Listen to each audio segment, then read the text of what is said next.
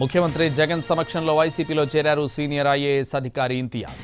కండువా కప్పి పార్టీలోకి ఆహ్వానించారు జగన్. ఈ ప్రభుత్వం చేపట్టిన సంక్షేమ కార్యక్రమాలు నచ్చి వైసీపీలో చేరారన్నారు ఇంతియాజ్.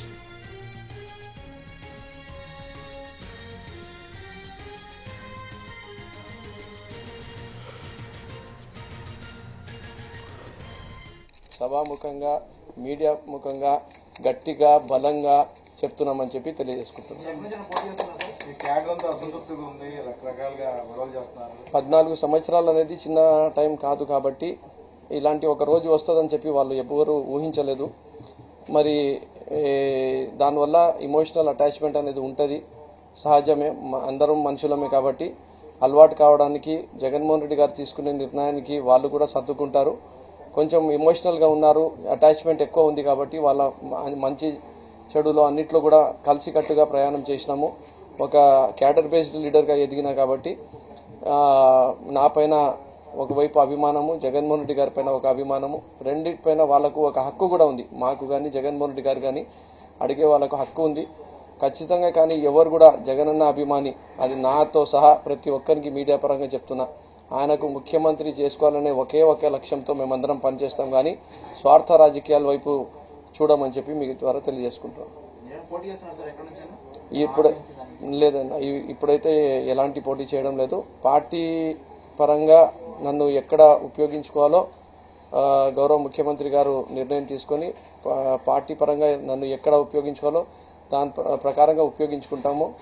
నీకు సముచిత స్థానం ఇస్తాము, నీకు గౌరవం ఇస్తాము, నీ గౌరవాన్ని కానీ నీ స్థానాన్ని కానీ ఎక్కడ కూడా తక్కువ చేయను అని చెప్పి ఆయన మాట ఇవ్వడం జరిగింది. నాకే కాదు, ఈరోజు ముస్లిం సమాజానికి కూడా చూసుకుంటే దాదాపు 7 ఎమ్మెల్యే సీట్లు ఎన్నడూ లేని విధంగా ఈరోజు తెలుగుదేశం పార్టీ 94 సీట్లు ప్రకటిస్తే ముస్లింస్కి 1 సీటు ఇస్తే ఫారూక్ గారికి మేము ఈరోజు 7 మందికి అభ్యర్థుల్ని ప్రకటించామని చెప్పి కూడా గర్వంగా కూడా చెప్పగలుగుతున్నాం. కాబట్టి ఖచ్చితంగా ఈ ఎస్సీ, ఎస్టీ, బీసీ, మైనార్టీ వర్గాలు ఏవైతే బ్యాక్వర్డ్ క్లాసెస్ ఉన్నాయో, వీక్ క్లాసెస్ ఉన్నాయో, వాయిస్లెస్ పీపుల్ ఉన్నారో వాళ్ళకందరికీ కూడా గొంతు ఇచ్చి, వాళ్ళకందరికీ కూడా ఒక ధైర్యం ఇచ్చి, వాళ్ళకు నేను ఉన్నానని చెప్పి భరోసా ఇస్తున్న నాయకుడు జగన్మోహన్ రెడ్డి గారు. కాబట్టి ఆయన కోసం ఎలాంటి త్యాగాలకైనా మేము సిద్ధమని చెప్పి మరొక్కసారి కర్నూలు నియోజకవర్గమే కాదు, కర్నూలు జిల్లా నుంచి కూడా 14కి 14, 2కి 2 ఎంపీలు గెలిపించుకొని మరొకసారి జగనన్నకు గిఫ్ట్గా ఇస్తాము. ప్రజలకు మేలు చేస్తాము, ప్రజలకు అందుబాటులో ఉంటాము. నాయకులు, కార్యకర్తలు ఎవరైతే అసంతృప్తితో ఉన్నారో వాళ్లకు కూడా ప్రతి ఒక్కరు కూడా న్యాయం చేసే విధంగా అడుగులు వేస్తాం.